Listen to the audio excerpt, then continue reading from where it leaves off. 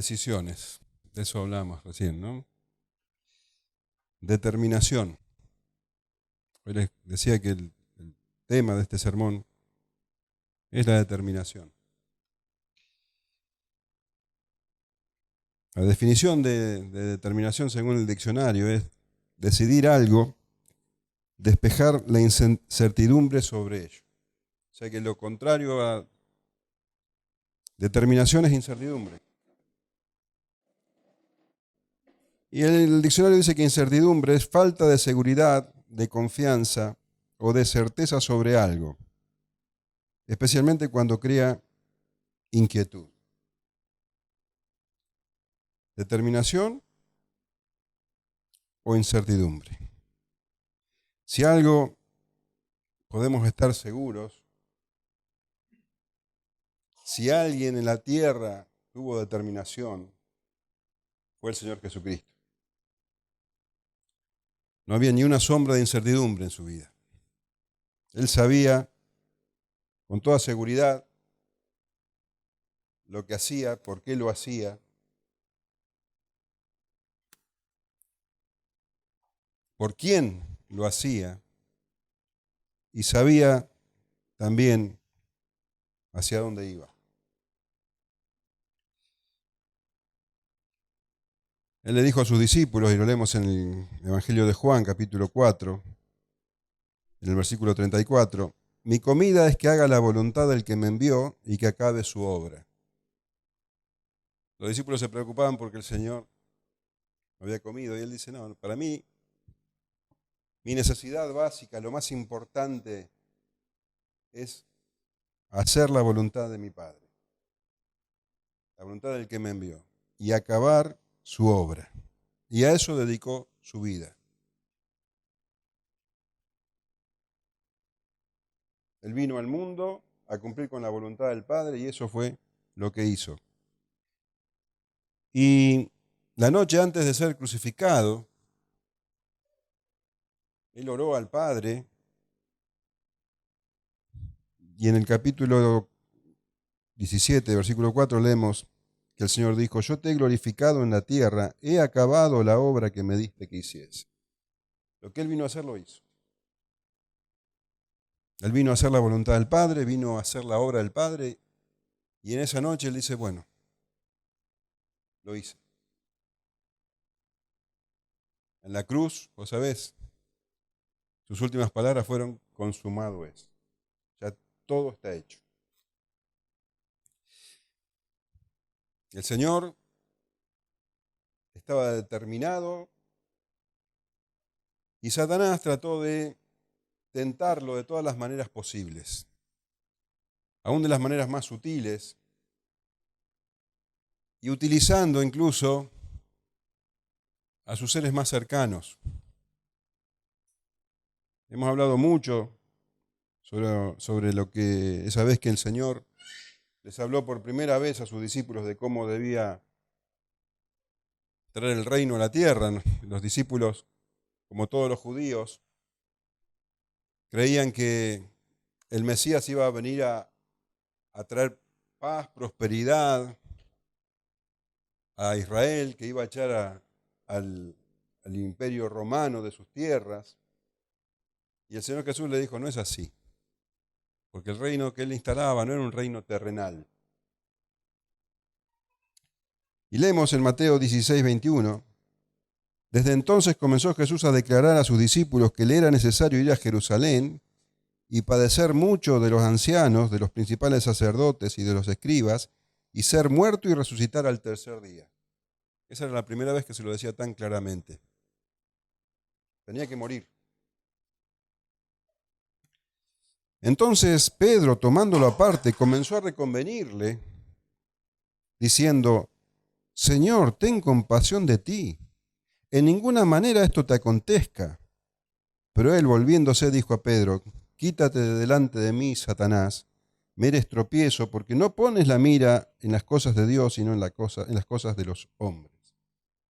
Ahí estaba la trampa. Satanás estaba usando a uno de sus discípulos, del Señor Jesús, Y la sutileza estaba en que le decía, ten compasión de ti, pensá en vos. No te mereces esto. Y el Señor Jesús le dice, vos no estás poniendo la mirada en las cosas de Dios. Estás poniendo la mirada en las cosas de los hombres y por eso me resultás de tropiezo. El Señor Jesús vio quién estaba detrás de ese consejo tan amable.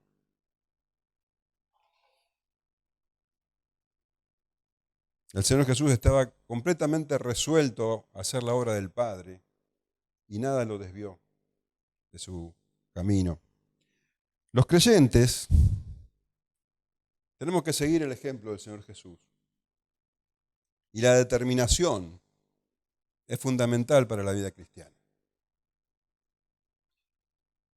El autor de Hebreos dice precisamente eso. Hebreos 12:1 dice, por tanto nosotros también, teniendo en derredor nuestro tan grande nube de testigos, despojémonos de todo peso y del pecado que nos asedia y corramos con paciencia la carrera que tenemos por delante, puesto los ojos en Jesús, el autor y consumador de la fe, el cual, por el gozo puesto delante de él, sufrió la cruz, menospreciando el oprobio, y se sentó a la diestra del trono de Dios. Así como el Señor estaba determinado a ir a la cruz, menospreciando el oprobio, dice, con los ojos puestos en lo que vendrá después. Nosotros tenemos que tener los ojos puestos en Él y así correr la carrera. Así correr la carrera que es nuestra vida, con determinación. El cristiano debe dejar de lado toda incertidumbre.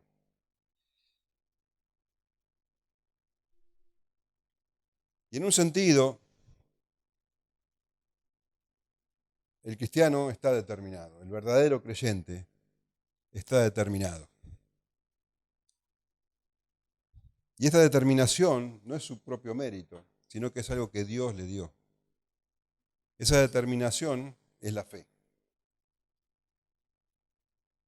En Hebreos 11:1 está la definición de fe. Es pues la fe,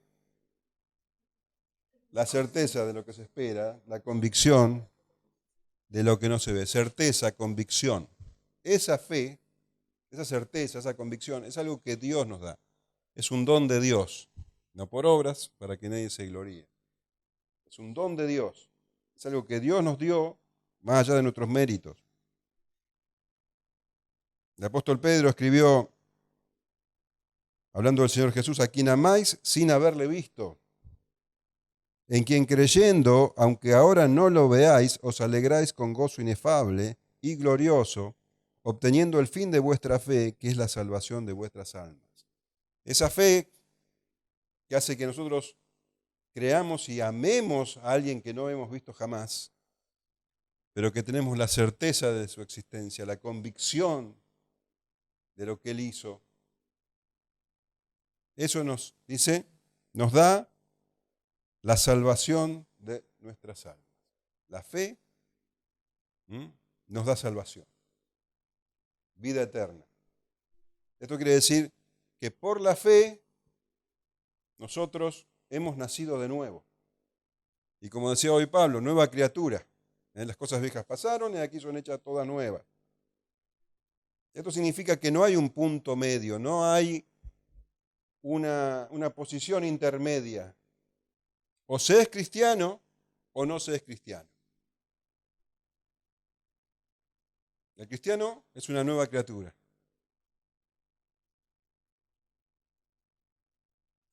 El Señor Jesús había dicho a sus discípulos, porque el que no es contra nosotros, por nosotros es.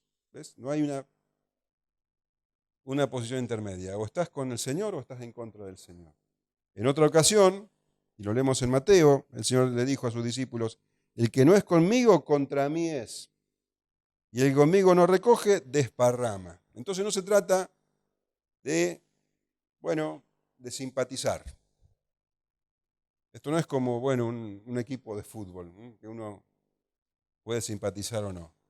¿El cristiano es o no es? Esa es la cuestión, como dice ser o no ser. Bueno, así es. O sos cristiano o no sos cristiano. No hay una posición intermedia. Los simpatizantes, los que por alguna causa se sienten atraídos pero no son cristianos, dice el Señor Jesús, no recogen, desparraman. Santiago los llama hombres de doble ánimo. Dice, el hombre de doble ánimo es inconstante en todos sus caminos. Y la inconstancia era una característica del pueblo de Israel.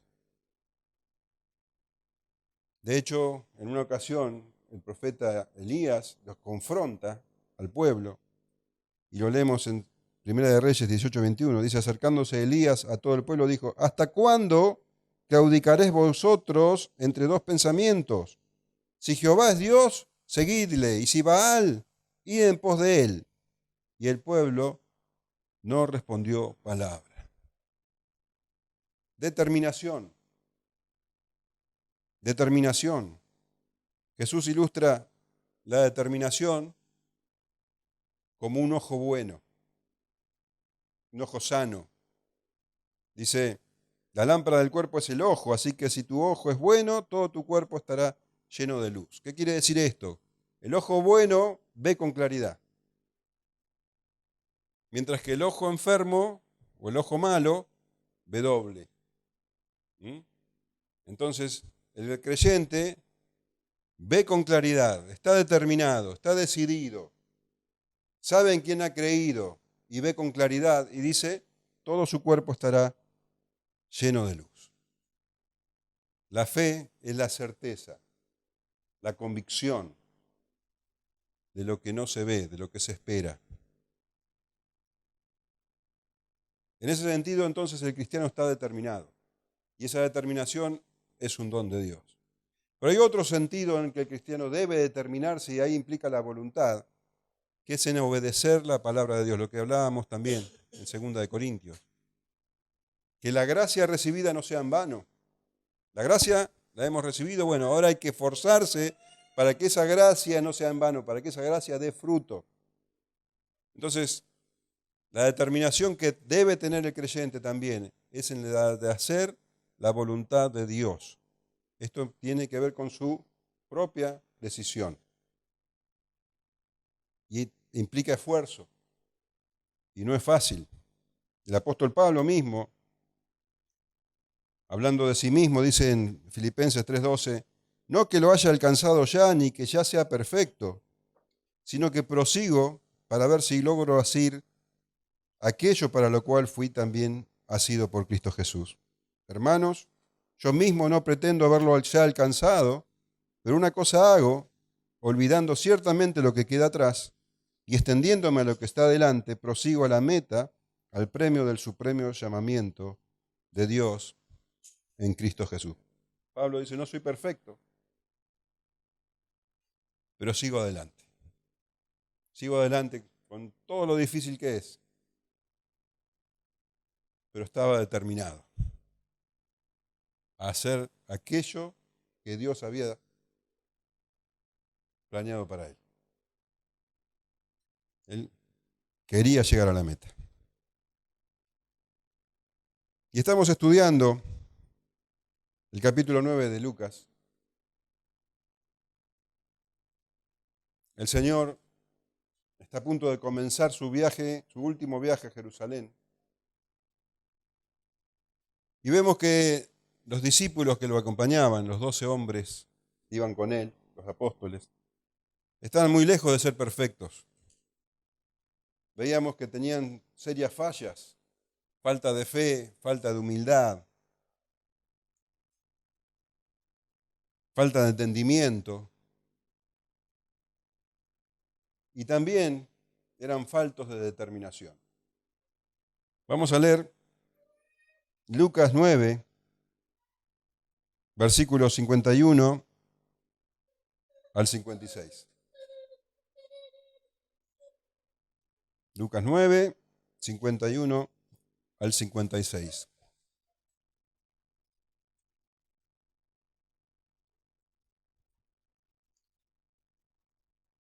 Cuando se cumplió el tiempo en que él había de ser recibido arriba, afirmó su rostro para ir a Jerusalén. Envió mensajeros delante de él, los cuales fueron y entraron en una aldea de los samaritanos para hacerle preparativos. Mas no le recibieron, porque su aspecto era como de ir a Jerusalén. Viendo esto, sus discípulos Jacobo y Juan dijeron: Señor, ¿quieres que mandemos que descienda fuego del cielo como hizo Elías y los consuma? Entonces volviéndose él, los reprendió, diciendo: Vosotros no sabéis de qué espíritu sois, porque el Hijo del Hombre no ha venido para perder las almas de los hombres, sino para salvarlas. Y se fueron a otra aldea. Este punto de la Escritura, este punto del Evangelio, es bisagra, porque los estudiosos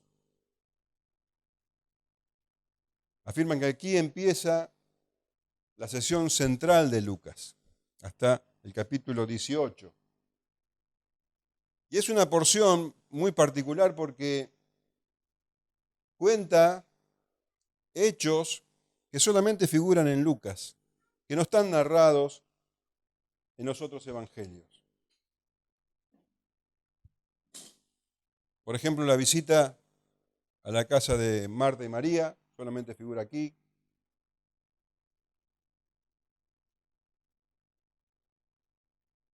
Cuando vienen 10 leprosos a pedirle misericordia al Señor para que los sane y solamente vuelve uno, eso también figura solo aquí. Y hay en esta porción algo así como 21 a 22 parábolas. 18 de esas parábolas solamente figuran en Lucas, son exclusivas de Lucas. Y son parábolas maravillosas. Tenemos, por ejemplo, la parábola del hijo pródigo, la parábola del buen samaritano. Bueno, todas estas porciones de la Escritura están acá, en lo que los escritores, los estudiosos llaman la sección central del Evangelio de Lucas. Y decía que era una bisagra porque cambia el énfasis a partir de ahora. Lo que vimos en los capítulos anteriores está enfocado en la venida del Señor Jesús al mundo. A partir de ahora se va a enfocar en su partida. ¿Entiende? Entonces, si vos repasás lo que hemos visto, vas a ver que lo primero que vemos es, bueno, la anunciación del nacimiento del Señor Jesús por medio de un ángel a María. Vemos todo el nacimiento del Señor, su presentación en el templo, el hecho que ocurrió cuando él tenía 12 años, que José y María se volvían para Nazaret y se lo olvidaron en el templo de Jerusalén. Él les dijo: en los negocios de mi padre es necesario que me ocupe. Vemos luego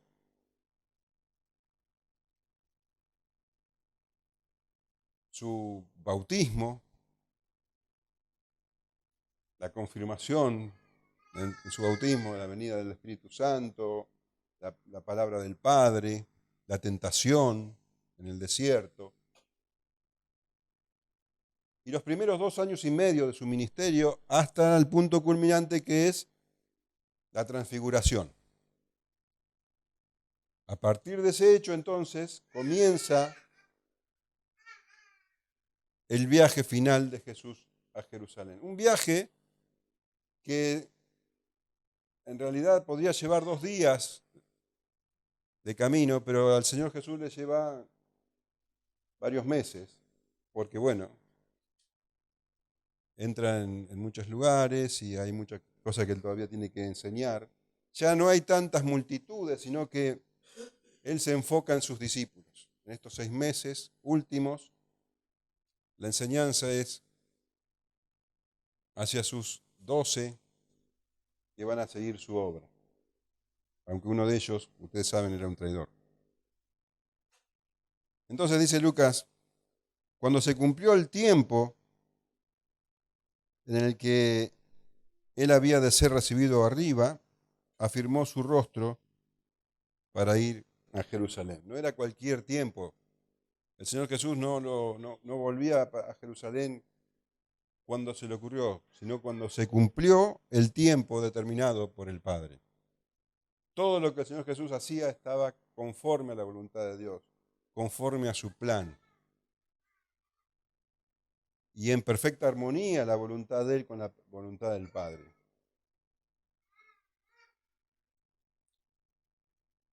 Ahora, cumplido este tiempo, dice que Él debía ser recibido arriba, hablando de su ascensión, que ocurriría unos 6 meses después. Dice, afirmó su rostro para ir a Jerusalén. Iba a comenzar ese viaje que te decía, para ir a Jerusalén. La palabra griega que se traduce como afirmó, describe algo que es fijo, firme, inamovible.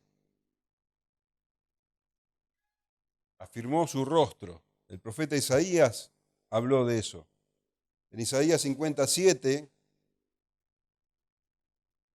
dice, porque Jehová el Señor me ayudará, por tanto no me avergoncé, por eso puse mi rostro como un pedernal y sé que no seré avergonzado. Ya el profeta Isaías habló del Señor Jesús y de su determinación. Puso su rostro como un pedernal, como una piedra.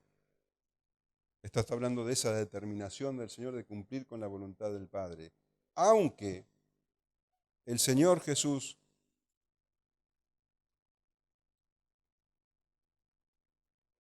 tenía que enfrentar el oprobio y la cruz, y esto era una agonía para él. En el versículo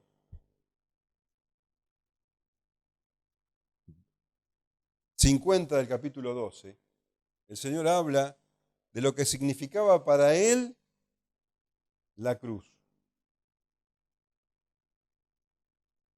Lucas 12:50 dice así, de un bautismo tengo que ser bautizado, y cómo me angustio hasta que se cumpla. Debemos entender, él era un varón experimentado en dolores, dice Isaías, varón de dolores experimentado en quebranto. Su vida en la tierra fue muy difícil, pero estos últimos meses para el Señor Jesús implicaba una agonía. Él debía enfrentar no solamente el oprobio de los hombres, sino la ira del Padre por el pecado del hombre. Él debía soportarlo. Y la idea para él era una agonía. ¿Cómo me angustio hasta que se cumpla? Pero esa agonía no impedía su determinación. A pesar de esa agonía, él avanzaba, cumpliendo con la voluntad del Padre.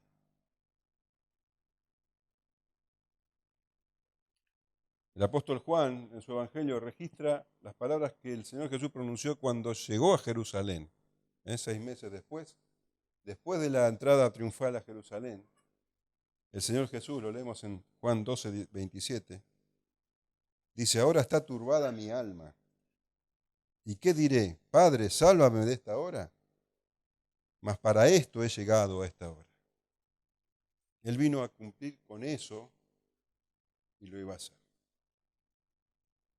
Pero esto todavía falta. Recién estamos comenzando con el viaje. El Señor se afirmó su rostro como un pedernal, determinado a cumplir con la voluntad del Señor. Y envió mensajeros delante de él, los cuales fueron y entraron en una aldea de los samaritanos para hacerle preparativos. Para ir de Galilea, que estaba al norte,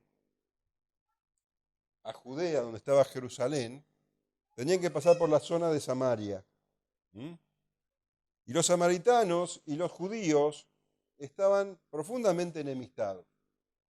Para los judíos, los samaritanos eran personas inmundas, abominables. Entonces, cuando, por lo general, alguien de Galilea tenía que ir a Judea, a Jerusalén, no pasaba por Samaria. Cruzaba el mar de Galilea, descendía por la otra región, la región de Perea, y una vez que, ya hubiera pasado por Samaria, recién cruzaba y llegaba hasta Judea. ¿Se entiende lo que digo? Me faltaría un mapa. Bueno, el asunto es que los judíos, por lo general, hacían un gran rodeo para no pasar por Samaria. Y si alguno decía, bueno, no, voy a pasar por Samaria, se llevaba su propia comida porque consideraba que la comida de los samaritanos era inmunda. Vos te preguntarás por qué existía esta enemistad tan profunda. Porque los judíos odiaban a los samaritanos y los samaritanos odiaban a los judíos. Era muy común que si algún judío pasaba por Samaria tuviera problemas con los samaritanos. Esto se remonta a muchos siglos atrás, en la época en que la nación de Israel estaba dividida en dos reinos, el reino del norte y el reino del sur. Cada reino, obviamente, con su propio rey. El reino del norte era llamado Israel y tenía como capital la ciudad de Samaria. El reino del sur, llamado Judá, tenía como capital la ciudad de Jerusalén. Eran todos judíos, pero estaban divididos. En el año 722 a.C., el reino del norte fue invadido por los asirios. ¿Y qué hacían los asirios con sus pueblos conquistados? Llevaban a todos los habitantes, o a la mayoría de sus habitantes, los sacaban de la región y se los llevaban a Siria. Y traían extranjeros a vivir a esa tierra, los desarraigaban por completo para que dejen de representar un peligro. Entonces, eso lo hicieron con el reino del norte, cuya capital era Samaria. Se llevaron a la mayoría del pueblo judío, quedaron solamente las personas más pobres y trajeron extranjeros. Te lo voy a leer como dice la Escritura. Segunda de Reyes 17:24.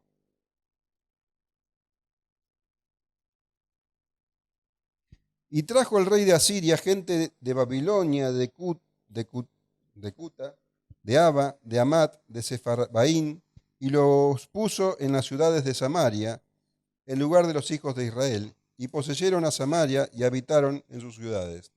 Entonces, ¿qué pasó? Los pocos judíos que quedaron ahí, que eran los más pobres, se mezclaron con estos extranjeros. Esta gente, ahora los nacidos de esta mezcla, eran los samaritanos. ¿Se entiende? Y continúa diciendo el autor de Segunda de Reyes. Y aconteció al principio, cuando comenzaron a habitar allí, que no temiendo ellos a Jehová, envió Jehová contra ellos leones que los mataban.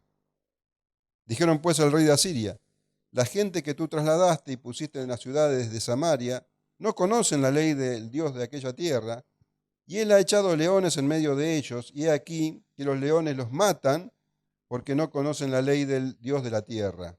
Y el rey de Asiria mandó diciendo, llevad allí a alguno de los sacerdotes que trajiste de allá, y vaya y habite allí, y les enseñe la ley del Dios del país.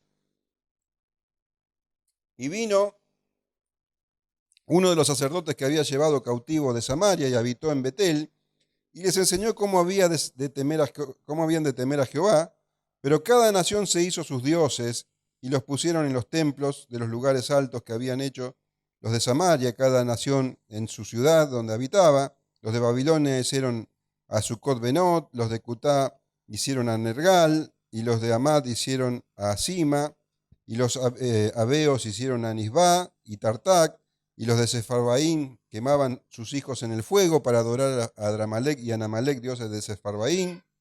Temían a Jehová e hicieron del bajo pueblo sacerdotes de los lugares altos y sacrificaban para ellos en los templos de los lugares altos. Temían a Jehová y honraban sus dioses, según la costumbre de las naciones de donde habían sido trasladados. Hasta hoy hacen como antes. Ni temen a Jehová, ni guardan sus estatutos, ni sus ordenanzas, ni hacen según la ley y los mandamientos que prescribió Jehová a los hijos de Jacob, al cual puso el nombre de Israel. Bueno, te lo voy a traducir. Entonces, como te dije, el rey de Asiria trajo gente de otros pueblos a habitar en la tierra de Samaria, reino del norte.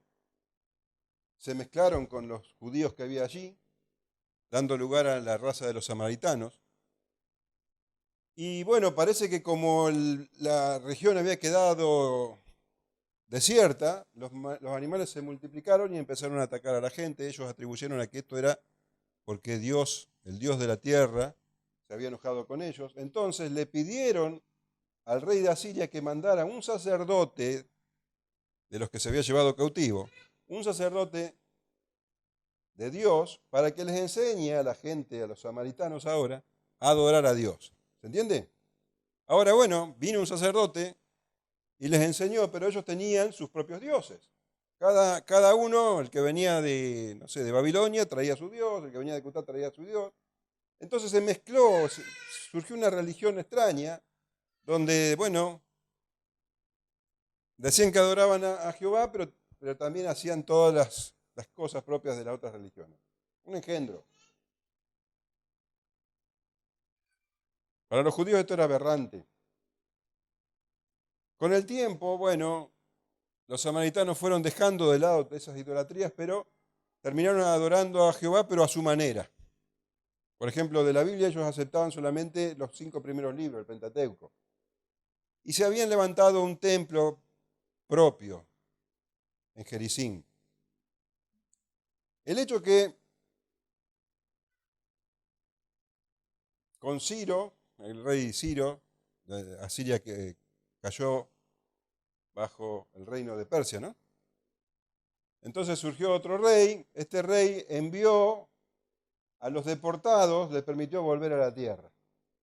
Esto ocurrió bajo el liderazgo de Esdras y Nehemías, que tenemos ahí en la escritura.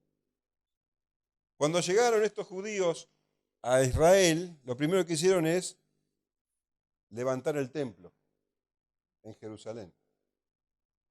Y los samaritanos dijeron, bueno, nosotros también honramos a Jehová, queremos ayudarlos a levantar el templo.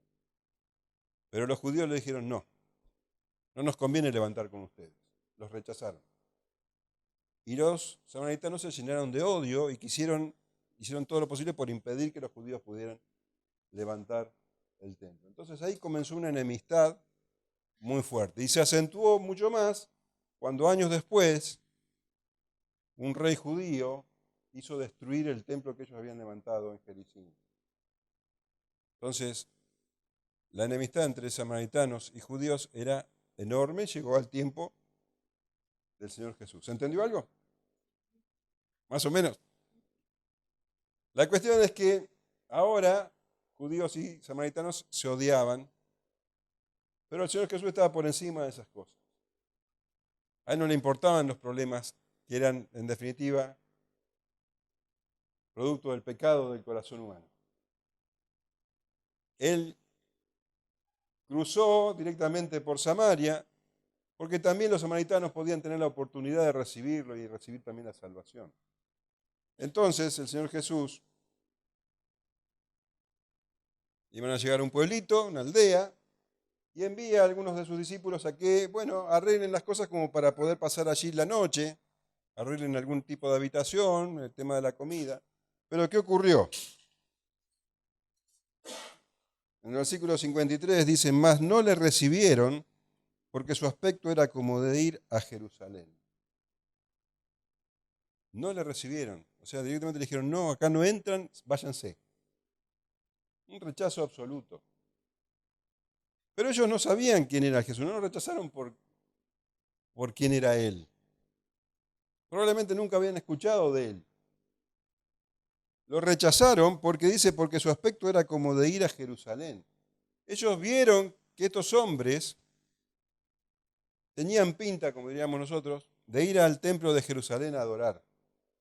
Y ellos no reconocían al templo de Jerusalén como un lugar de adoración. Para ellos era un insulto esto. Entonces, no lo recibieron. Le dijeron que se vayan. Rechazaron al Señor Jesús. Él comenzó su viaje, su triste viaje a Jerusalén, y lo primero que recibe es rechazo. Pero él siempre recibió rechazo. Recibió rechazo en su propia ciudad, en Nazaret.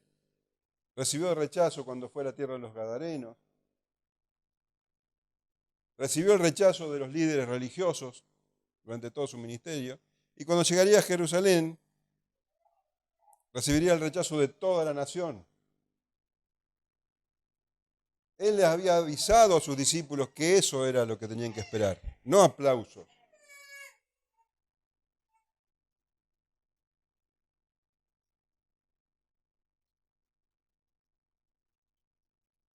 Viendo esto, sus discípulos, Jacobo y Juan, dijeron, Señor, ¿quieres que mandemos que descienda fuego del cielo, como hizo Elías, y los consuma?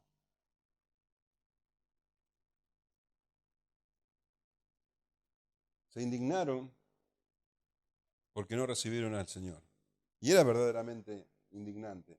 Ellos sabían que Él era el Cristo, y estos hombres inmundos para ellos no los recibieron. Encima de que eran samaritanos, rechazan al Señor. Estaban indignadísimos. Entendían que merecían el castigo y que ellos ofrecían voluntariamente y muy alegres para ser instrumentos de la ira divina. ¿Quieres que mandemos que descienda fuego del cielo como hizo Elías y los consuma?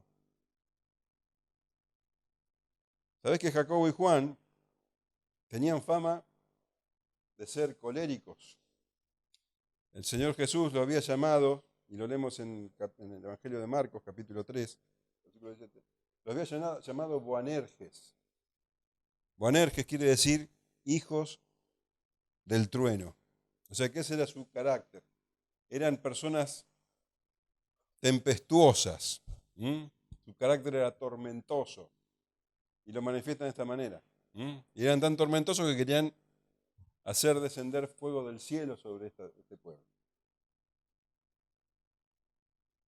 Y dice, vamos a hacer como hizo Elías. Acordate que unos días atrás ellos habían estado con el Señor en el monte de la transfiguración y ahí se había aparecido Elías. Entonces dijeron, bueno, hagamos como Elías. Hagamos que descienda fuego del cielo, porque Elías en su ministerio había hecho eso. En una ocasión, dice Segunda Reyes 1:9, dice, luego envió a él un capitán de 50 con sus 50, el cual subió a donde él estaba, y aquí que él estaba sentado en la cumbre del monte, y el capitán le dijo, varón de Dios, el rey, Acab, ha dicho que desciendas. Y Elías respondió y dijo al capitán de 50, si yo soy varón de Dios, descienda fuego del cielo y consúmate con tus 50, y descendió fuego del cielo, que lo consumió a él y a sus 50. Resulta que el rey mandó otros 50 y pasó lo mismo. Le dijo lo mismo y volvió a descender fuego del cielo y lo quemó. Y después mandó otro, y ese vino ya temeroso, arrodillado, y a ese lo perdonó. Ahora Juan y Jacobo querían hacer lo mismo. Que descienda fuego del cielo y los aniquile a todos por haber rechazado al Señor. Y podemos decir que esta actitud de ellos revela que tenían celo por el Señor. Estaban indignados porque lo habían rechazado. Podemos decir que tenían también fe. El Señor Jesús les había dicho hacía poco que tenían poca fe, bueno, pero ahora tenían fe como para hacer descender fuego del cielo. Para eso sí tenían fe. Pero a los ojos del Señor Jesús estaba claro que estos hombres lo que tenían en realidad era falta de misericordia y falta de entendimiento. Ellos no entendían todavía la misión del Señor Jesús, siendo que Él se lo había explicado claramente. Entonces, volviéndose Él,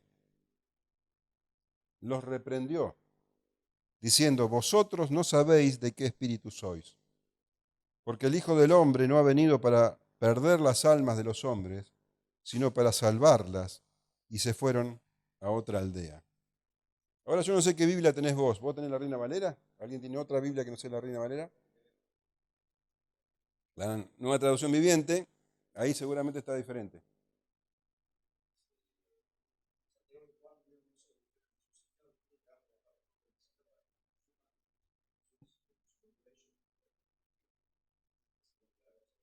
¿Ves? O sea, toda la parte donde el Señor les habla, o sea, los reprendió y se fueron, dice. La mayoría de las traducciones dice así. La Reina Valera y creo que la Biblia de las Américas tienen esta forma, porque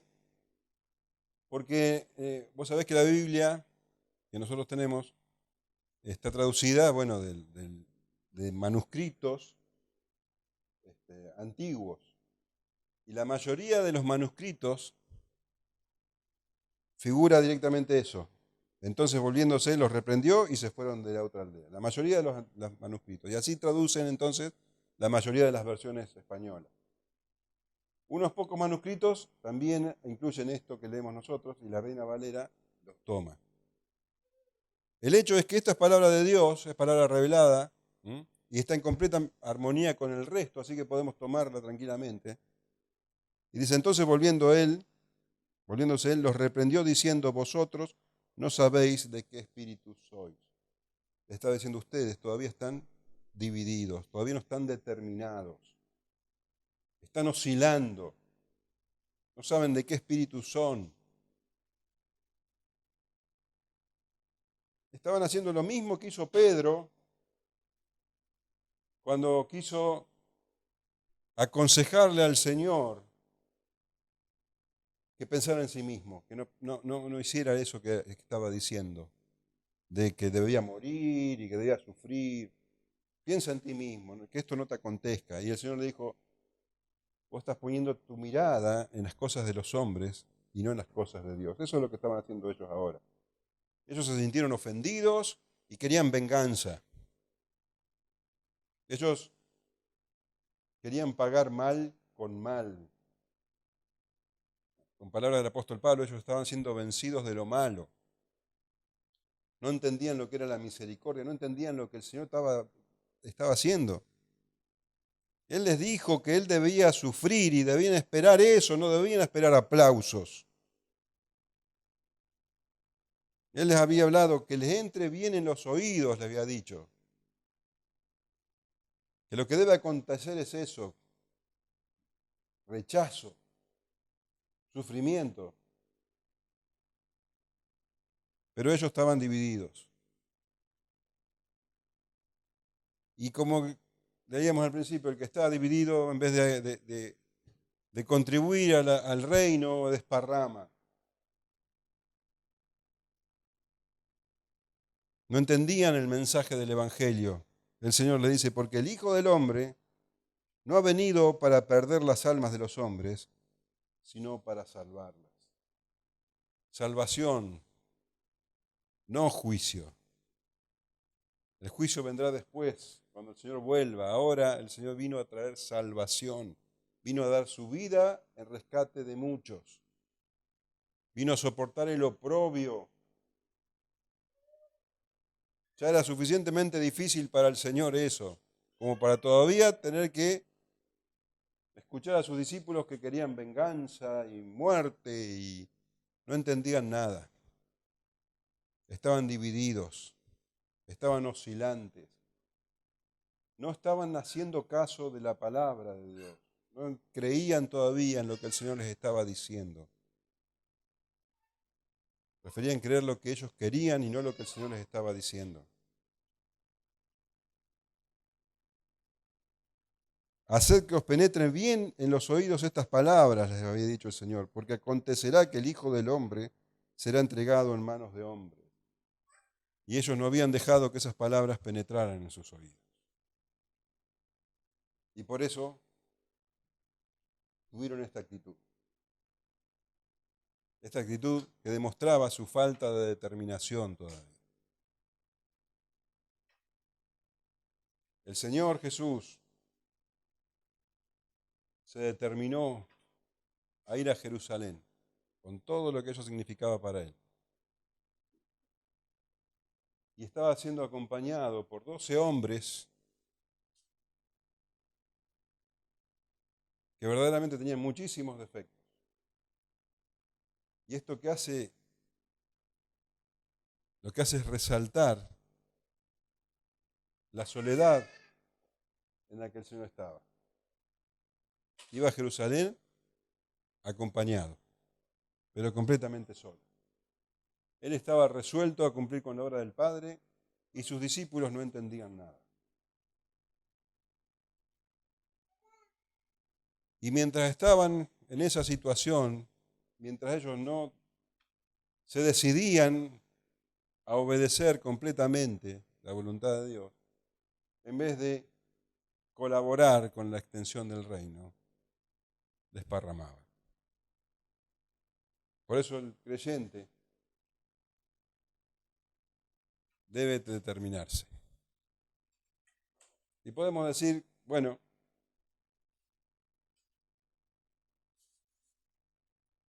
que estos discípulos, con todos sus errores, iban a hacer lo que el Señor Jesús, salvo Judas, iba a utilizar para que continuara su obra. Todavía no estaban determinados. Todavía había incertidumbre en sus corazones, pero no sería siempre así. Llegaría el día en que estos hombres iban a ser hombres determinados. Hombres que iban a ser capaces de llevar el Evangelio hasta el último de la tierra e incluso de soportar ellos mismos el oprobio y el martirio por causa del nombre del Señor Jesús. El apóstol Pablo dijo a los filipenses que el que comenzó la buena obra en vosotros la perfeccionará hasta el día de Jesucristo. Podemos estar confiados en eso. Es el Señor quien perfecciona su obra en nosotros. Amén.